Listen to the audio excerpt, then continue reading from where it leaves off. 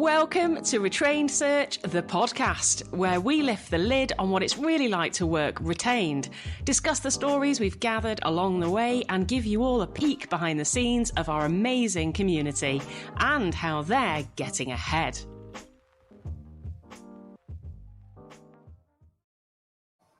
Hello everybody and welcome to today's episode of the Retained Search Show.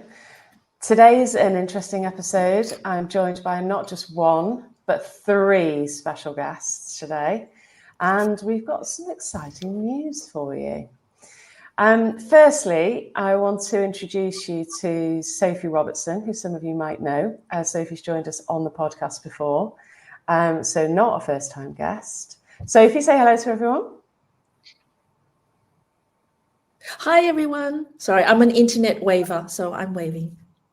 Oh, and David Wolstenholme is also not a first-time podcast guest. Hi, everyone. Looking forward to chatting with you. Well known, I think, to our listeners. Thank you very much, Dave. And last but not least, Adrian Byra, who might be new to some of you. Adrian, nice to have you here.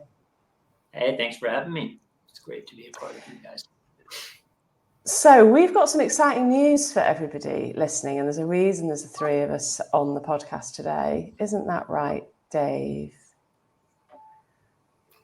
You're coming to Australia. Yay! I'm going to Australia. How are you, Dave? Oh, yeah, I don't live there anymore, do I? I'm in New Zealand. I forgot where I lived. How professional am I? We're so excited. We, between the three of us, have been between juggling families and businesses and a life and a million different things, have been cooking up a treat for you all. And today we're going to share a little bit about what we're doing and why we're doing it. It came because we noticed that there was an opportunity for Australian recruiters to get together and learn new tactics and techniques that gets them ahead. And we identified that last year, didn't we, Dave? About this time last year. And launched an event, a full-day masterclass, which was insane. Sold out, maybe even more than once over, and was incredible. The feedback we got was immense. And we decided to do it again, but with a slightly different lineup and an even better itinerary and agenda. So I wanted to invite you. I'd love to come to you first, Adrian, if you don't mind. You're newest to the audience. Would you mind sharing who you are firstly, a bit of an intro about your story and the background to how you're doing what you're doing, and then what we're going to be doing together? Yeah, sure. Firstly, what an honor to work with you guys, right? And get to join you guys. The only one that probably hasn't done this as much as everybody else on here. I own a company, Lead Group, which is a recruitment and labor hire company across a multitude of sectors, as well as the outsourced people. That is an outsourced company specializing within recruitment and talent acquisition. We built that basically by building an operational structure in Lead Group to support Lead Group in Manila off the start, and then recognized a whole bunch of friends that I had, ex-colleagues that I had the same issues as us. And then the outsourced people was born and got a chance to support a number of other businesses in a very similar way. So quite excited in this chat. I think I'm sure I'm probably not the only recruitment owner that has gone through some changes over the last year, right? And the industry has changed. Some of our industry or some of our spaces that we're recruiting in are quite good. Others have dropped off a bit. But in that change, I didn't even realize going into it over the last year, having the outsource and having AI and having an internal AI integration person allowed us to transition so much quicker as a company. And so I think I'm really honored to be able to join you guys and discuss that with a lot of other SME businesses and help them navigate what's going to happen. Because not only we don't know if it's going to get better next year or worse, but what we do know, things are going to change faster and faster. And I think what I'll be talking about majority is how do we navigate that and how do we maintain agility while growing as businesses. Wow. That sounds amazing. We could do to know that as well. I'll be listening to it. Probably I have a few things what not to do as well. Yeah. We tend to practice that, trying lots of new things and seeing what works. Dave, we did some work together many years ago. And I think you're probably the reason that people recognise me. I got recognised on a plane in Mallorca. Planet flying to Palma. Wow. The guy behind me, I dropped something and then sort of leant over the back to say, I'm so sorry, I've dropped my earphones. And he said, oh, hi. Yeah, sure. And I was like, oh my God, he's just recognised me. That's your fault. That's your fault. You made Retrain Search famous. I don't know who it was. I was too embarrassed to like find out who it was, but I could tell straight. Oh, you didn't say anything? No, I was like, he kind of flushed and I went, oh God, oh no. I was like, anyway, so yeah, you made Retrain famous, and I know you've done that for lots of people. And tell us what you're seeing in the market and how you're helping people. Well, first of all, I want to keep apologising, which I always do, because I was one of the first people to introduce Louise to Australia, and I promoted this webinar. And I'm not a webinar expert, but I think it was 165 people turned up, and I got the times wrong for Louise, and it was actually on at 5 a.m. UK time, not 7. I took the wrong invite, and I'm a pretty confident chap, but I went to absolute pieces. I was ringing, texting, WhatsApping. There was 155 people to let in, and somehow she came in her pajamas. Practically, I think you had your pajamas on, didn't you? I love that. I love that so much. And she nailed it. I think I was a mess the whole session off the back of that, and people said you weren't that comfortable. But you know what? You had such an impact, and I know people that signed up and bought your services after that webinar, and they're still your biggest fans. And so I'm so glad I played that little part. A bad part, but I played the part. A great part, Dave. It'll go down in history. I've told someone else that story. I'm not quite sure how we pulled that off, but we did. We did. I just, well, moving on. So in answer to your question, the market, I think there's a bit of fortune out there in terms of what sector you work in. And some are doing really well based on that, and they're getting away with it and, driving growth, whereas others are really struggling. And I think that's dependent by a lot of different factors. I'm kind of blessed a little bit because a lot of what I do is personal branding. And, I think that it's almost gone from being a nice to have to a must have present day. And so the beauty of my situation is I get to work with very, very well-established, good recruiters or good recruitment leaders who recognize that maybe because the market has got tougher or they're doing well, they're going to capitalize on that. But it's interesting. I had a lead today, a referral that came in, and he said to me, which often happens, I hate social media. I hate personal branding. I've had a successful business for many years, but it's getting to the point where I might have to start doing that. I don't want to.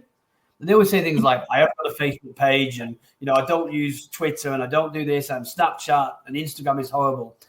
So I said, well, I don't really need to convince you. You're either going to be doing this or you're not. And I think that's the thing. I think a lot of people are using, thinking about their brand and branding themselves. And I think it's become a real intention now that, you can use that to your advantage from a business development. And I think this is really important. I think the industry's evolved now because when you talk to professional consulting firms and professional services, when they talk about business development, they talk about a whole range of different things. Whereas business development in our world historically was this, picking up the phone, which I still think is wonderfully critical and important. But personal branding is about strategic partnerships, marketing, and personal branding is one part of that as well.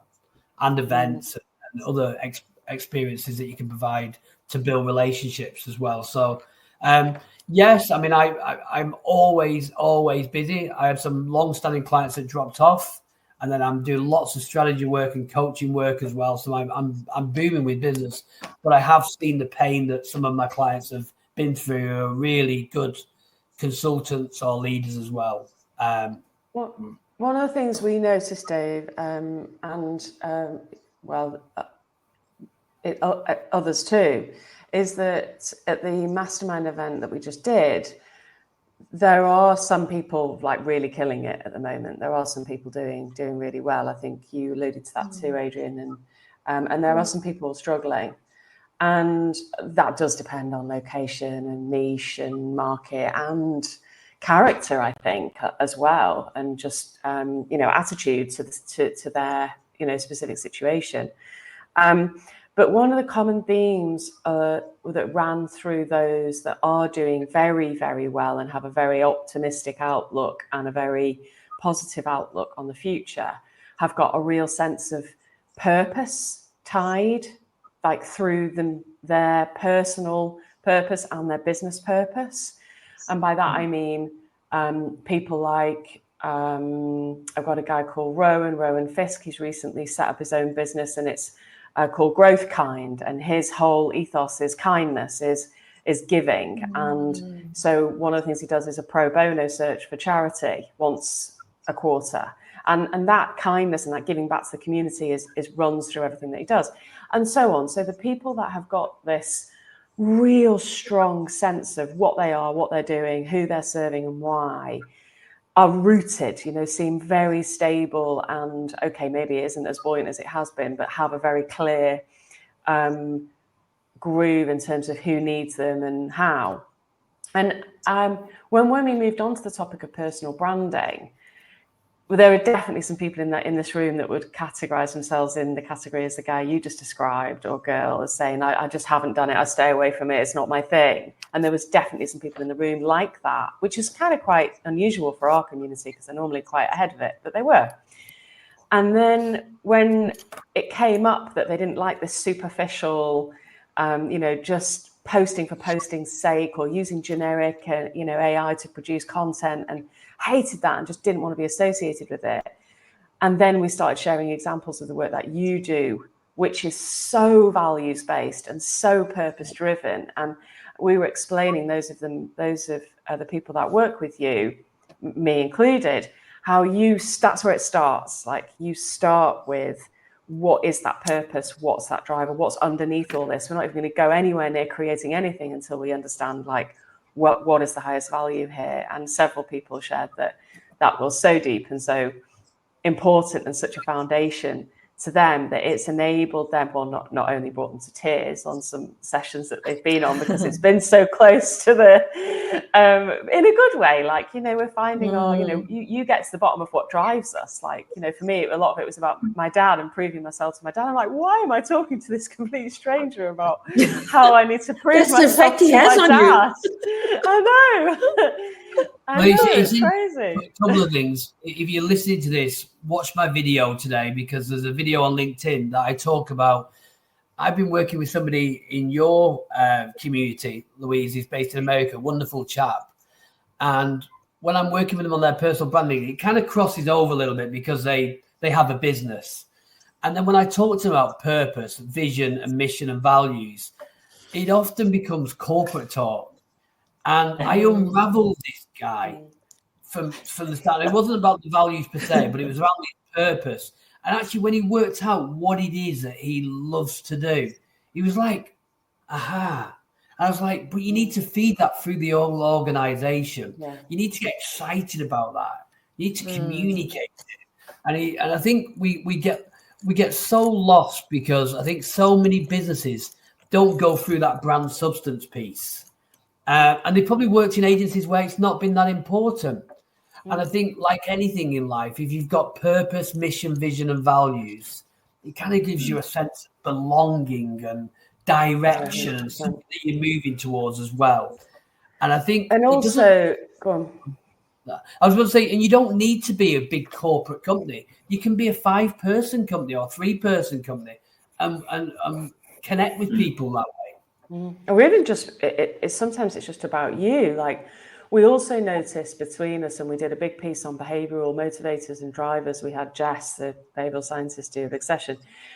Is that most people that are really successful are moving away from something, are trying to make up for something. You know, like me proving myself to my dad, and there was almost everybody in that room was working to try and overcome some sort of insecurity or something they feel is lacking that they haven't achieved or whatever. And what I found so helpful about what you do, Dave, is you peel that away and then get to the person, and then give that person the confidence to show them the true selves on, you know, in their branding. And that means that people relate. You know, the work that we do together, and I'll put a post out and so many people will message me and say, oh my God, I've just read your post and I totally relate to that. And you suddenly become human, and you're not sharing generic crap that's boring. And okay, there's also work to be done about your business purpose and sharing why you're doing that. But once they relate to you as a human being, all of that is so much easier to share. And the thing is as well, you've just got to get comfortable with it. And I say this on every podcast and webinar. You've got to get comfortable with the fact that some people are going to dislike you or not like your branding. 100%. Some people are going to probably sit on the fence, and some people are going to go, I get that. There's something about Adrian Byra I just really connect with it. It's because similar values and beliefs and characteristics. And we're as humans, we like to find our tribes. We want to connect with people. And that's what that's all about. I think the quicker you get used to that, the easier. Yeah, and David, I was going to say that because obviously I used David in the past and got him to push personal branding through lead group as well, and in some internal conferences we've had. And it's funny that even you do this, David, but you guys measure the ROI or direct, when you're marketing, you measure the direct ROI of, okay, you brought in one client, or okay, I got one staff member. But I think the true value of it is if you're authentic and you attract the right people. Like, probably different for me because I'm looking at it on an employee perspective. But I have 3 people that are hired now in our business and are still with our business, and they came to me, right? They wrote me and said, I've listened to you on a podcast, or I looked at some posts and I've been following you for a while and I really want to work for you. Right? I think the same thing is happening now in our company with BD. If you're attracting the right client, absolutely, you keep the client, right? So is the ROI, the direct, okay, I got one deal, or actually I'm getting the best clients ever and I never have to look at any others because I was authentically me, which that is my competitive moat, right? They're naturally drawn to me, therefore they're going to stay with me. And why would they go anywhere else if they really like me and I like working with them, right? And so when you talk about purpose, Louise, it's amazing because how much more purposeful are we when we're only dealing with clients and candidates that we love because we've attracted all the people that we want to deal with. Yeah, and 100%. Right? And it all is driven by personal brand. And for some reason, personal branding experts never really, maybe it's difficult to put a ROI against that. So they maybe don't talk about it, but that's the compound effect. Yeah, I agree totally. Yeah. So Dave, tell us, what are you going to be sharing with our audience in Australia on the 23rd of October? It's not going to be too dissimilar to the last time. And the reason why... Because it was so good. It was so good. I can't wait. I can't wait for your sessions, all 3 of you. Be rubbish. Well, the thing is that everybody I work with, or most people, they just haven't gone into enough detail. I mean, we talk about purpose and values and mission and vision and that authentic self, which is unbelievably important.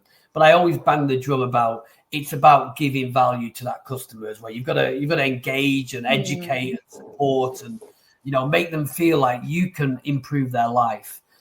And I think that everybody I work with, they just don't go deep enough thinking about that from a marketing perspective. And so I've got to help them, coach them, get that out of them. I mean, we all hear ideal customer profile or buyer persona, but I think that it's just a reoccurring theme that not enough people do that really well. And again, if you do it with one person, one persona in your business, and you do it well, you can start to do it with different ones. So for someone like Adrian, he might have personas of consultants that want to work for him. personas of potential customers for his outsourced business, ideal clients that he wants to bring in. So there's so many different personas, and you've got to create content and communicate to those people. However, I've been thinking while I was it's always when I'm walking the dog. Always when I'm walking the dog. When I was walking the dog, I realized there's something that I think that recruiters need a lot of help on. And it comes back down to customer profile. I think we're all trying to use video outreach more.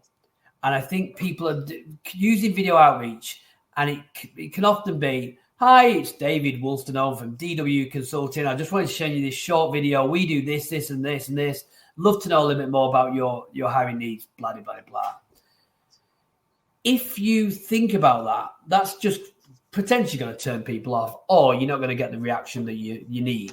So I'm not finished my presentation by any stretch of imagination, but I'm going to make it part customer profile. But I think it's about outreach, using video outreach and using the customer persona to actually create outreach content that's going to engage with them. And so that's what I'm thinking about for my presentation. It's changed a little bit. So we're going to thank George and Jimmy for that on the late walk this morning.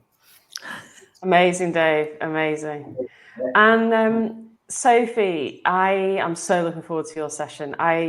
You ran a version, I think, of the session that you're going to run.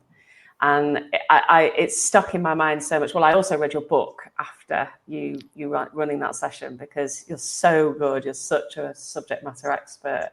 Will you share with the audience a bit about your expertise and how you help people? I can, but I really want to comment on what Dave said, because when you use the word belonging, Dave, that's my whole thing. Like, people that know me, that I coach, right? I talk about belonging and community. And the reason I do that is because the people that are really good at temp, right? So we're talking about temp and contract and interim recruitment. The hard thing today, like in our time now, is to create community and belonging in the external workforce that we have. And that's what temps are, right? We're on hire those people to a host employer.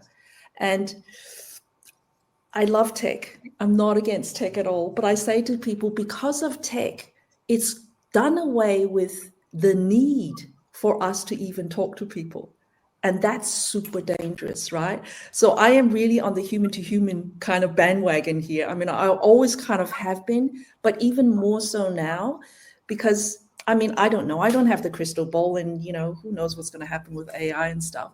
But what I do know about recruitment is we have what I call the low touch and medium touch and high touch recruiters, right? And there's been a market for all of them. And I'm not being judgy, because, there's been customers for all of it. And some clients actually want recruiters to be no touch or low touch, because they don't want you to talk to them. They're like, upload CVs and don't talk to us, right? And that has worked till now. But I think with AI, like I say to recruiters now, if you are just a CV slinger, I'd be a little bit worried if I were you, because AI can sling CVs faster than you and I can. And it doesn't matter how good recruiters we are. I just can't do it to that speed, right? So I think that whole human to human community belonging becomes even more so. And that's always been kind of my thing anyway. So there's a few things, I guess, that I want to talk about that I think is relevant in today's market, because we know that economies are cyclical. And in some markets, that post-COVID boom, right? The buffet, where there was just a buffet of jobs, and it didn't matter what sector you were in, people could just go to it, right? I mean, sure, most people did perm, some did temp. And, I was like the boring auntie standing in the outside going, don't forget to do temp, don't forget to do temp. And people were like, why? There's so much perm now. It's like printing money. And I said, I get it. But I also know, because I've been in the market for a little while now, right? I think it's 3 decades, is things turn again. And the market we are in now, like, to me, it's super interesting. And I don't know. I mean, I say to people, there's opportunity in every market. And the opportunities that there are now to build a strong temp and contract business are just tremendous for so many reasons, right? We know that when people are uncertain about the market, they're not sure whether they want to hire, perms are not sure whether they want to leave their jobs. Like, there's a lot of uncertainty. That is the best time to talk to your clients about temp and contract, right? And also when you think about all the people that are maybe getting rid of people, like, here in Australia, there's banks and et cetera that have gotten rid of people in call centers and different jobs because they think AI can do those jobs. While those things are in flux, it's the best time to go to clients and say, look, while you're figuring it out, why don't we put some interim people in there? You figure out your structure, figure out where AI fits in, where different things fits in. You do all your puzzle pieces, work that out. But you don't have to take on permanent staff to do that. You can do that with temp and contractors, right?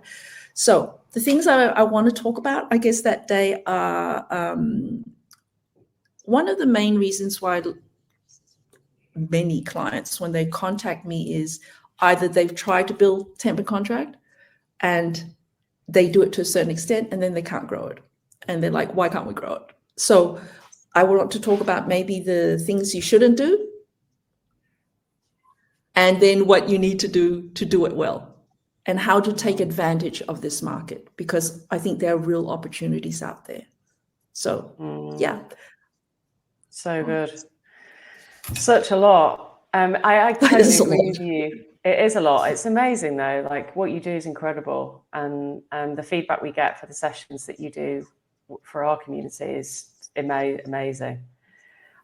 So what I love about what you said there was I totally agree with you about the human to human piece. We wrote an article recently on how I'm just seeing like it's splitting really into almost two different roads. One side, the CV slingers, the low touch stuff, the fastest finger first stuff, is just getting swallowed by AI like so quickly, and all the numbers show that. Robert Half's revenues down, Hayes revenues down, Manpower's all their revenues are down. And then all of them. And then you look at your Corn Ferries and your Hydrix, and they're all up. They're all up by almost exactly the same. They're up by the others down, and that's that high touch consulting, that partnership, that human centric. But they're supported and augmented by AI and are leveraging that to provide better services and become leaner and be able to have their, menial and as Adrian's going to show us, become more sophisticated and more streamlined with outsourcing and leveraging technology. And for me, like, I don't know why, but I get a little bit anxious when I think about the people that aren't doing either of those things. Like, if you're getting your shit together and getting your AI in place and getting your processes and your workflows and your outsourcing, and you're turning it into this lean machine that can produce CVs really quickly and low human, fantastic, super profitable, brilliant, get on it, because someone's going to, so you might as well get on it. And if you're going down the high touch human, leadership advisory and senior search work and headhunting that can't be done by AI, it can't, then brilliant. But don't just sit in the middle and don't do either of those things. Do nothing. Like, that makes me think, bloody hell, like those are the people that are going to really struggle. And we see it. We're seeing it, right? We're seeing the people that aren't making moves in either direction. And what I want to do at the event in Sydney is to show people that route, is to show people how to cleanly, confidently move in that direction. So if you want to, of course, to provide that high touch, human centric, and to work with clients that can't have their problems can't be solved by the alternative, by AI and systems and processes. And there is plenty of them. It's shown by the figures of the firms that are doing it really well. And so I want to really walk through how to do that, what it looks like, what not to do as well, Sophie, like the things that, the mistakes that people make and how to overcome them. And really, in this sort of market, you can't provide those kind of services on a contingent no win no fee basis. It's just not commercially viable. It's not feasible. It doesn't work. That's why all the firms that do it don't work like that. And so, yeah, it's the retained model and that human centered, augmented with AI, albeit, of course, that I want to share as much as I possibly can. And we're going to be giving away free one-to-one coaching sessions as well. So lucky door prizes. Yeah. Yes, we're going to be doing that for those people in the room. So yeah, I'm excited. I'm really excited. I'm not so excited about the journey. It's a long way. I'm actually it's going worth to a it, wedding. though. I know, afterwards. So I'm going straight from Sydney to Sao Paulo. So I'm doing like 34,000 miles in the trip. I'm just sorting out the ticket at the moment. So it's going to be a big journey. But I'm very excited to be back, to see all you guys. And of course, for the food. Food is better over there than it is here. Yeah, really? Oh, yeah. Okay. I mean, I think just to the further to what Adrian was talking about, like what I think is amazing is how you can use process and AI to give people more time to do the human to human, right? That is the whole point, I think, because I had a client ring me and he said, we've given all our staff, they got about 30 staff, 12 hours back in the week. That's a lot. By process and AI. I said, that's great. I said, why are you calling me? What do you need me for? And he said, well, we were hoping they were going to go out and do more human to human, but they've forgotten how. And I said, okay, that's my wheelhouse. Yeah. Right? Well, Sophie, your point is interesting because, I think it's, the future's a blend. Like you said, give yourself time back for human aspects, which is influence, right? Like we're going through influence training right now weekly internally because that's, and all we do is drive phone time. So arguably the goal is, which we'll never get to the goal, but the goal is 38 hours a week. The consultant is on the phone influencing or face-to-face influencing. Or face-to-face, right? That's the pinnacle of what you're trying to drive on each desk. But then temp, I look at certainly AI automation is all just building into temp. And then when you're talking about this, what I'm excited to listen to you about is when you mentioned community, because I kind of look at it on a longer term basis. What is the human element to temp and how do you combine the two with that? And that's probably, if I'm being honest, internally, that's probably the biggest problem I'm looking at right now is how do we. Yeah, for sure. So I'm really. I love that. That's my thing, right? I love that. Yeah. In term, we got a great plan, and exactly what Louise was saying. Personal brand, driving like David, pushing retainer, pushing consultative work, understanding how to tap our clients in and give them advice on what AI to use in their talent acquisition strategy. All of these layers that we can add. In temp, though, it is a long-term relationship of. How do I build trust with the candidates, and the contractors to say, okay, I'm your solution for the next 2 years of your life while you're going through this. You call me and trust me through this process. I'm tapped into all these processes and all this different automation and AI that I've built in. So don't worry, I've got you. I understand it or the concept behind it, but I think it's the hardest one to implement. That I'm looking at day to day, how do you do it, right? Yeah, because they tempt so fast and they just get so caught up with driving transactions. So how do you implement it on a weekly basis to ensure that the relationships are there?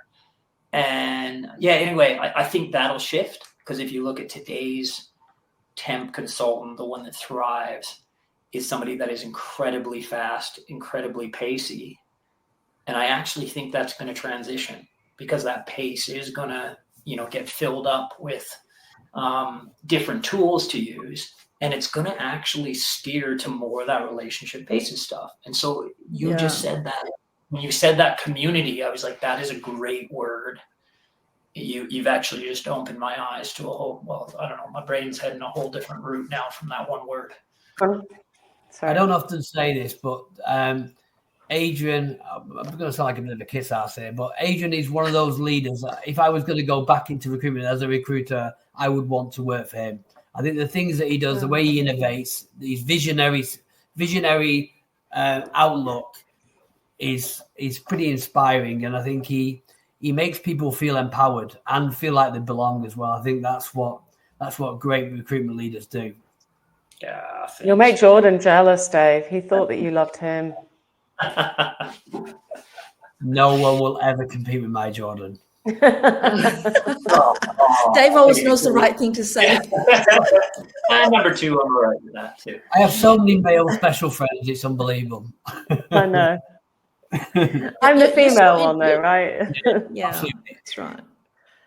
I don't know, Dave, you're so influential because you know how you made a little video and you might have mentioned my name yesterday. And then so this woman contacts me and she's like, I saw you on one of Dave's videos. And that's all it takes, right? Is that Dave says your name out loud and that's all it is. Well, that was my mum that contacted you. Oh, is her name Kate? Okay. I think the thing is that it's Adrian mentioned that word before. It's influence, isn't it? You know, if you're influencing your target audience and you're building a community and you feel like they're feeling like they're part of a tribe, wonderful things happen as long as you can deliver great work for them. You know, that's a sweet spot we need to be in. Yeah, course. totally agree. Yeah. So where do people need to go? I won't say it because I'll get it wrong. I've got the location wrong more than once, as you guys know. Oh, yeah. It's Thursday. Of October. A Thursday, and it's at the Sydney Marriott Hotel. Yeah, which in is Pitt very Street. close to Second Key. Yeah. Yes. So Thursday, the 23rd of October, it's all day masterclass with the 4 of us. And we've got a little session at the end up our sleeves as well. There'll be giveaways, and it's so cheap. Is it not? Well, I've been told. all the time. I get frustrated with the recruitment industry because, when you look at professional services and other industries, when they're doing days of development, you'd be paying double or triple to what we're charging. And I think, 4 for the price of a third of a ticket for a professional service firm. I think it's a conference. Sorry. I think it's extremely valuable. And it doesn't matter whether you drink or you don't drink. We had so much fun afterwards. I've been to so many conferences and people have a couple of drinks and then leave and excuse. We were all there for like 3 hours afterwards, and it was just so much fun. And whether you want to call it networking or connecting or business development, sharing insights, it was just great. It was on a high. Yeah, I think it was so good. Is David constantly telling me how fun it was afterwards. You've told me that. It's amazing. Really why I'm doing this. It's like enjoying you guys. That'd be good. Yeah, it was great fun. I can remember, I think I've got a photo of the drag karaoke bar that we actually ultimately ended up in. I didn't even know. know. It was. Neither did anyone else, but that's where we ended up, wherever that was. And obviously, you don't need to stay that long, folks. But if you want to, it was fun. And if you buy a ticket after watching this, I'll give you a picture of me being intimate with the drag queen. Oh, nice. No, I didn't. Oh, you said it now, Dave. Yeah. You have said it. You have said it. As they come. The other thing is as well that I think it's a good conference. Yes, we're targeting business owners, but I think billing managers and people with aspirations for bigger things as well. We look at personal branding. We look at maybe growing their temp. If they've got temp teams underneath them or contract teams as well. They want to get smarter with AI. And I think the most important people in a recruitment agency that should be doing retained search are billing managers as well, because they've got so much on their plate. They want that predictable revenue as well. So, I think I mentioned it in a post on LinkedIn recently. We often forget our billing managers and we don't spend money on their development. They deliver, they've been there years. Do something nice. Buy a ticket for one of your billing managers. Give them a day out of the office. Give them support that they can go out and be stress-free. and they will respond with kindness and appreciation for that learning and opportunity. Absolutely. They're the ones that should definitely not be spending time on contingent work. They should all, if they're working perm stuff, it should be all retained. There's no way that billing managers should be working contingent. So yeah, I would be delighted to have those people in the room. Even recruiters, they need to get out there and start being their authentic selves online and converting their work to retain. In this market, you can't afford to waste time working contingent positions. You've got to be doing any spare time's got to be working to acquiring new clients and refining their processes to make it leaner. They shouldn't be working contingent in this market. So they can all benefit, and we want to see them all. We want to see all of you. Yeah, help you all. I'm giving away one-on-one coaching sessions freely as well. I'm going to give lots and lots of one-to-one coaching sessions away. Yeah, just going to be generous with it. I think that's we were talking about it before we started recording, like how just kindness and giving is just karma. It comes back, doesn't it? So we help you guys. You guys will do well, and the whole ecosystem is happy and healthy. And that's really what it's about. That's why the ticket price is really low and really affordable, and a quarter of what you would expect to spend on a session of this caliber, because we want to give to you. It's not about making money. We want to give to you. We want to keep our recruiters happy, healthy, successful, and wise. So thank you very much. Thank you, Adrian. Thank you, Sophie. Thank you, Dave. And I can't wait to see you all there. I'm so excited. Well, I want to say one last thing. I'm really excited and looking forward to it. I don't live in Australia, actually. Sophie's right. I'm coming from New Zealand. But I think you want to talk about your tennis result, don't you? Because you mentioned it 3 times. Actually, I want to hear about that because, I took up tennis and I'm still working on it, but, Well, most people are moving to paddle now. And so I feel like I may be a bit old-fashioned still playing tennis. But it's hard. It's really difficult. And I've been working solidly at it for 2 years now. And I think it's very like business, you want it to be a straight line, but in actual fact, it's not. It's like that, some days I have great days. Some days I've had a few weeks off tennis elbow on a holiday, got back, couldn't fucking hit a ball. I was useless. I lost like 3 matches in a row. It was so embarrassing. And then the club championships was suddenly on us and I wasn't ready, but I just nailed the 7 days before and did lots and lots and lots and lots of drills and practices. And then it started. And my mixed partner and I got to the finals, played it on Sunday, and we won the mixed doubles champion final. So I've got a little shield and a silver plate, and it's so exciting. Well, that's another episode of Retrain Search, the podcast in the bag. Thanks for listening to our wild tales, LinkedIn controversies, and our top tips on how to sell and deliver retained search. Get involved in our next episode. Send in your questions and share your experiences with us by emailing podcast@retrainedsearch.com. And don't be shy. Connect with us on LinkedIn and come and say hi. We don't bite. Unless you're a Shrek firm, that is. We want to say a special thank you to our retrained members for sharing what's working for them right now and innovating new ways to grow and evolve. It's an incredible community. If you're wondering what exactly we mean when we mention our communities, well, we have 2 separate programs. Our Search Foundations program is for recruiters who want to learn how to sell and deliver retained search solutions consistently. And we have our Search Mastery program. That's for business leaders or owners already at 50% retained or more and looking to scale and grow and structure their search firm. We cap memberships to these programs to protect the integrity of the community. If you want access, just talk to us. Okay, thanks for listening. We'll be back very soon with another episode of Retrain Search, the podcast.